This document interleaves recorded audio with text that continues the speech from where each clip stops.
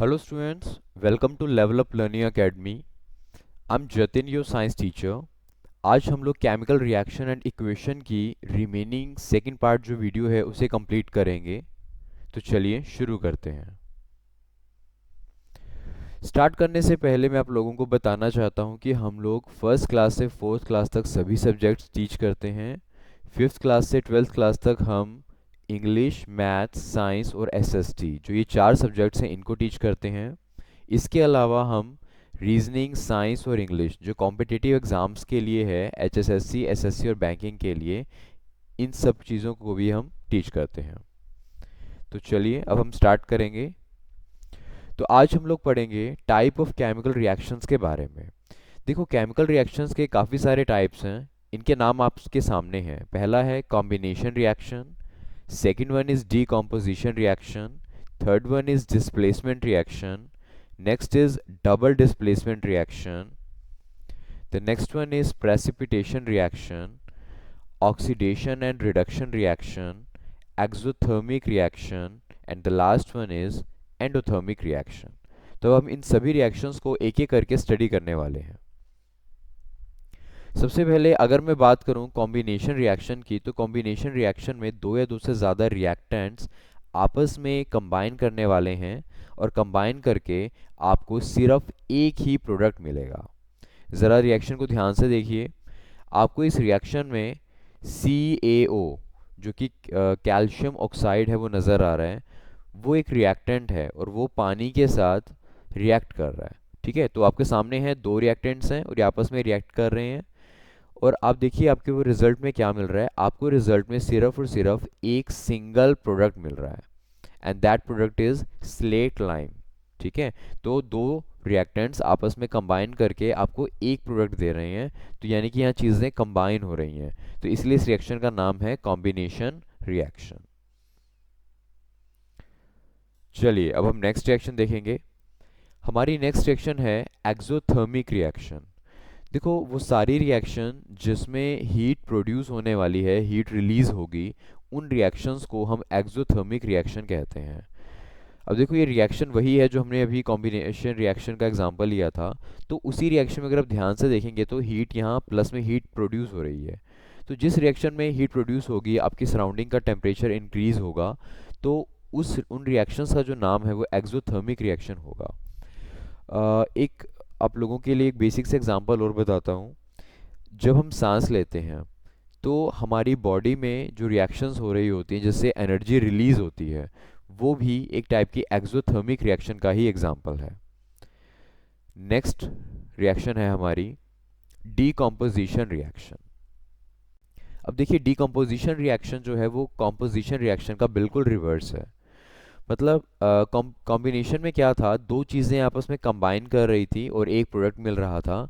लेकिन डीकॉम्पोजिशन में क्या होगा, यहाँ पे आपके पास सिर्फ एक प्रोडक्ट होगा और वो प्रोडक्ट जब आप उसको हीट देंगे तो इस बार वो बेटा स्प्लिट हो जाएगा। ठीक है, वो स्प्लिट होने वाला है। वो आपको दो या दो से ज़्यादा प्रोडक्ट्स प्रोवाइड करेगा। रिएक्टेंट अब की बार एक है और प्रोडक्ट दो या दो से ज़्यादा है। तो कॉम्बिनेशन का बिल्कुल रिवर्स है ये।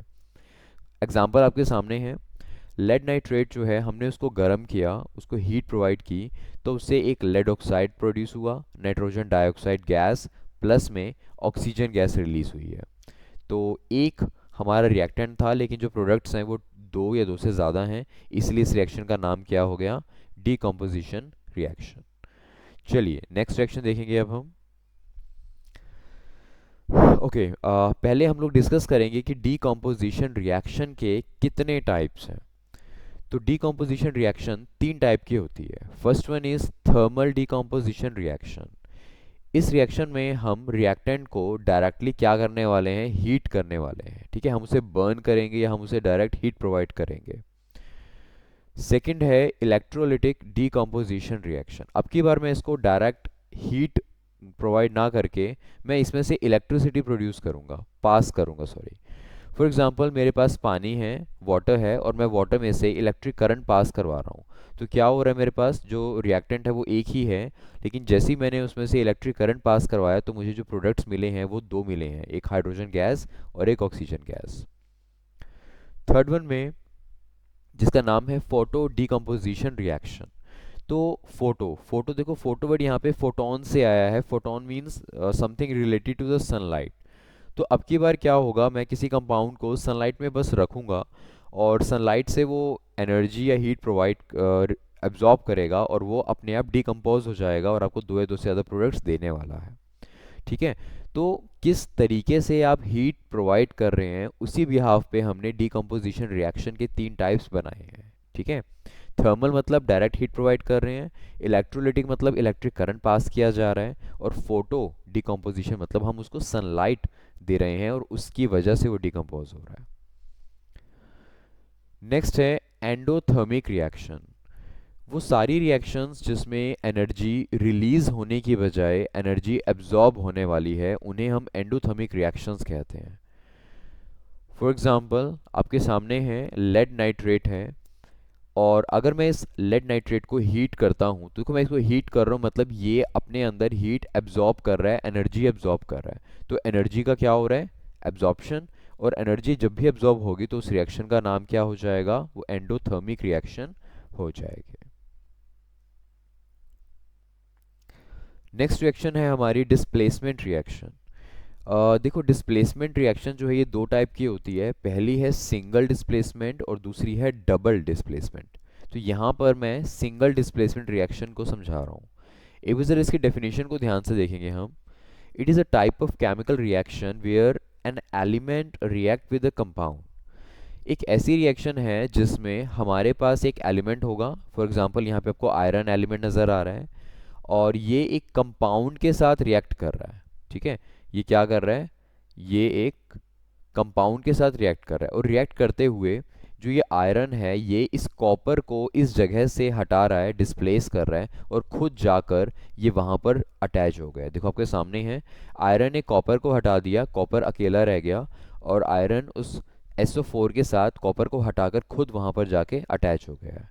तो नाम से पता चल रहा है कि एक एलिमेंट किसी दूसरे एलिमेंट को क्या करने वाला है, डिस्प्लेस करने वाला है, उसको वहां से हटाने वाला है। इसलिए इसका नाम डिस्प्लेसमेंट रिएक्शन रखा गया है। नेक्स्ट है डबल डिस्प्लेसमेंट रिएक्शन। तो डबल वर्ड आ गया तो इसका मतलब क्या होगा, अब की बार दोनों एलिमेंट्स एक दूसरे को ही डिस्प्लेस करने वाले हैं। अगर मैं इसकी डेफिनेशन देखूं तो it is a type of reaction जिसमें दो रिएक्टेंट्स एक दूसरे के साथ आयंस को एक्सचेंज कर रहे हैं। तो यहाँ पर ज़रा रिएक्शन को ध्यान से देखो। तो इस रिएक्शन में यहाँ पर आपको ये सोडियम नज़र आ रहा है और यहाँ पर आपको बेरियम नज़र आ रहा है। तो क्या हो रहा है, ये सोडियम बेरियम को डिस्प्लेस कर रहा है और खुद वहाँ पर बेरियम की जगह पर आ रहा है, और ऐसी जो बेरियम है वो सोडियम को डिस्प्लेस कर रहा है और वो सोडियम की जगह ले रहा है। तो दोनों ही एक दूसरे की जगह ले रहे हैं। ठीक है। इसीलिए डबल डिस्प्लेसमेंट इसका नाम हो गया है। नेक्स्ट देख लेते हैं प्रेसिपिटेशन रिएक्शन। कोई भी रिएक्शन जिसमें एक ऐसा सब्सटेंस बना है, एक ऐसा पार्टिकल्स कुछ बने हैं जो सॉल्यूबल नहीं है। तो अगर वो सॉल्यूबल नहीं होंगे तो ऑब्वियसली वो जिस भी कंटेनर में बने हैं वो उसमें नीचे जाके बैठ जाएंगे। तो उन्हीं को हम बोलते हैं प्रेसिपिटेट्स। ठीक है। तो इन रिएक्शन में प्रेसिपिटेट्स बनने वाले हैं। तो हर वो रिएक्शन जिसमें प्रेसिपिटेट बनेंगे उनको आप बोलोगे प्रेसिपिटेशन रिएक्शन। अगर आप यहाँ रिएक्शन को ध्यान से देखें तो सोडियम सल्फेट और बेरियम क्लोराइड जब आपस में रिएक्ट करते हैं तो आपको बेरियम सल्फेट और सोडियम क्लोराइड मिलता है। अब ये सोडियम क्लोराइड का तो आपको पता है कि ये नमक है और ये पानी में डिजोल्व रहता है, क्योंकि एक्वस फॉर्म आपको लिखा हुआ है ब्रैकेट में। तो ये पानी में डिजोल्व फॉर्म में है। लेकिन जो ये बेरियम सल्फेट बना है ना, ये सॉलिड फॉर्म में बना है और ये पानी में सॉल्यूबल नहीं है। तो इसके पार्टिकल्स उस कंटेनर में नीचे जाके बैठ जाएंगे, एक साथ इकट्ठे हो जाएंगे। तो प्रेसिपिटेट बने हैं ये, किसके, बेरियम सल्फेट के प्रेसिपिटेट बने हैं, इसलिए इसका नाम है प्रेसिपिटेशन रिएक्शन। नेक्स्ट है ऑक्सीडेशन एंड रिडक्शन रिएक्शन। देखो यहाँ पे दो नाम हैं, पहला है ऑक्सीडेशन और दूसरा है रिडक्शन। इन दोनों को समझना बहुत ज़रूरी है हमारे लिए। देखिए जब भी किसी रिएक्शन में ऑक्सीजन ऐड होगी तो वहाँ ऑक्सीडेशन रिएक्शन होगी, और जब भी किसी रिएक्शन में ऑक्सीजन ऐड होने की बजाय ऑक्सीजन रिमूव हो रही होगी तो वो आपकी रिडक्शन रिएक्शन होगी। ये दूसरे शब्दों में मैं ऐसे भी कह सकता हूँ कि अगर किसी रिएक्शन में हाइड्रोजन कम हो रही है, ठीक है, हाइड्रोजन रिमूव हो रही है, ऑक्सीजन का ऐड होना या हाइड्रोजन का रिमूव होना, इन दोनों को ही हम क्या बोलते हैं, ऑक्सीडेशन बोलते हैं। और इसी का अपोजिट कर दीजिए, मतलब हाइड्रोजन का ऐड होना और ऑक्सीजन का रिमूव होना, उसको हम रिडक्शन कहते हैं। तो जिस रिएक्शन में आपको ऑक्सीडेशन और रिडक्शन दोनों मिलेंगे उनको आप बोलोगे रिडॉक्स रिएक्शन। एक बार जरा एग्जांपल को ध्यान से देखिए। कॉपर ऑक्साइड में हाइड्रोजन आपस में अटैच हैं, मतलब एक दूसरे से रिएक्ट कर रहे हैं, गर्म किया आपने तो कॉपर और प्लस में पानी बना है। तो देखो क्या हो रहा है, जो कॉपर ऑक्साइड है ना वो यहाँ कॉपर ऑक्साइड है, लेकिन वो उधर जाके सिर्फ और सिर्फ क्या रह गया है, कॉपर। तो कॉपर ऑक्साइड कॉपर रह गया, मतलब ऑक्सीजन यहाँ थी वो वहाँ जाते जाते ऑक्सीजन गायब हो गई है, तो ऑक्सीजन रिमूव हुई है। तो जब भी ऑक्सीजन रिमूव होगी तो हम उसे क्या बोलेंगे, हम उसे बोलेंगे कि वहाँ रिडक्शन हुआ है। अब मैं बात करता हूँ हाइड्रोजन की। यहाँ पे सिर्फ हाइड्रोजन था और यहाँ पे उस हाइड्रोजन के साथ ओ ऑक्सीजन ऐड हो गई है। तो ऑक्सीजन ऐड हो रही है, ठीक है, और ऑक्सीजन का ऐड होना मैंने बोला था क्या होता है, इट इज ऑक्सीडेशन। तो एक रिएक्शन में आपको दोनों चीजें ही देखने को मिलती हैं, ऑक्सीडेशन और रिडक्शन, और ऐसी रिएक्शंस को हम नाम दे देते हैं रिडॉक्स रिएक्शन। अब हमारा नेक्स्ट टॉपिक आता है कोरोजन। देखो कोरोजन है क्या, इस चीज को समझने की कोशिश करते हैं। जब भी कोई एक प्योर मेटल या रिफाइंड मेटल जो है वो नेचर में फ्रीली एग्जिस्ट नहीं कर पाता और वो ऑक्सीजन के साथ, सल्फर के साथ या किसी और एलिमेंट के साथ रिएक्ट करके एक मोर स्टेबल कंपाउंड बना लेता है और उसी फॉर्म में वो रहना पसंद करता है। तो ऐसी स्टेज को ही हम कहते हैं कि उन एलिमेंट्स को क्या हो चुका है, वो कोरोड हो चुके हैं, उनमें कोरोजन हो चुका है। आपने सुना होगा लोहे को जंग लगना।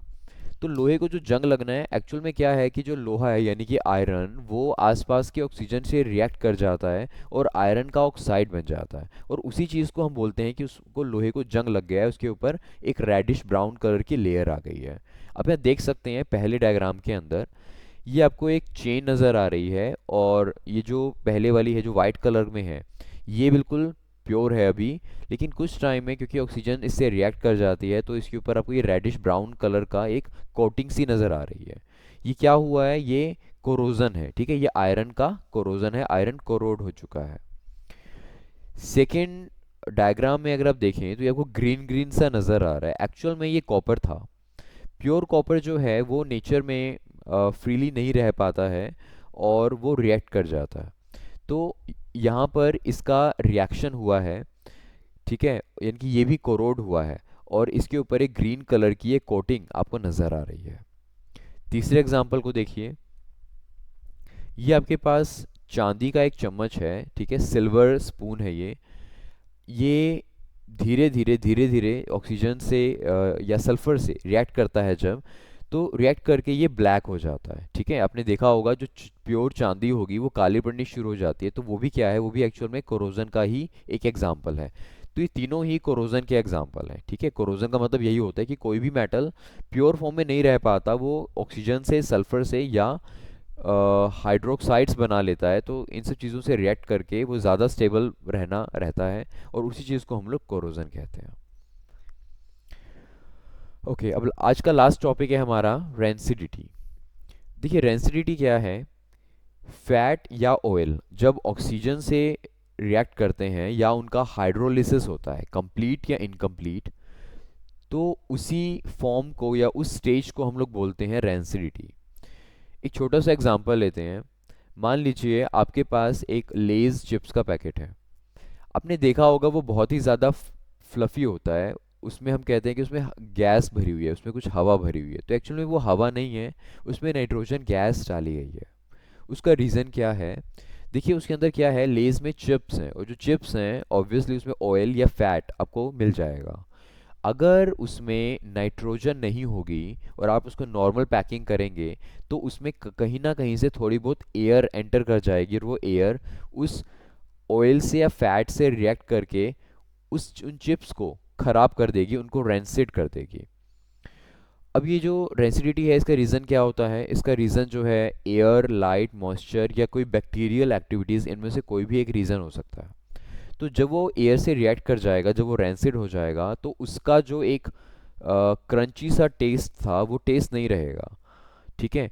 वो हम कहते हैं ना कि वो सिल जाएगा। सिल जाना मतलब उसमें मॉइस्चर आ जाएगा और उसका जो टेस्ट है वो अच्छा नहीं रहेगा, उसकी स्मेल भी बेकार हो जाएगी। तो ये सब रीजंस जो हैं, इसका मतलब है कि वो डिस्ट्रॉय हो चुका है, वो ख़राब हो चुका है, वो स्पॉइल्ड हो चुका है। तो इसी इसी चीज़ को बोलते हैं रेंसिडिटी। और यहाँ पर हम लेस के पैकेट को रेंसिडिटी से बचाने के लिए उसमें एयर एंटर ना करें, हम उसमें नाइट्रोजन गैस फिल करते हैं। ठीक है। तो इससे क्या होगा, एयर से जो उन चिप्स का जो डायरेक्ट कांटेक्ट है वो नहीं हो पाएगा, तो जो रेंसिडिटी है वो नहीं होगी। और अगर आप एक लेस के पैकेट को 3 मंथ्स के बाद भी ओपन करेंगे तो आपको तब भी उसका जो टेस्ट है वो बिल्कुल फ्रेश और क्रंची सा मिलने वाला है। ठीक है। तो ये था आपका टॉपिक रेंसिडिटी। आई होप आपको मेरी ये वीडियो अच्छी लगी होगी। आप इस चैनल को सब्सक्राइब कर सकते हैं और इस वीडियो को अपने फ्रेंड्स के साथ शेयर कर लीजिए। Thank you so much. Thank you.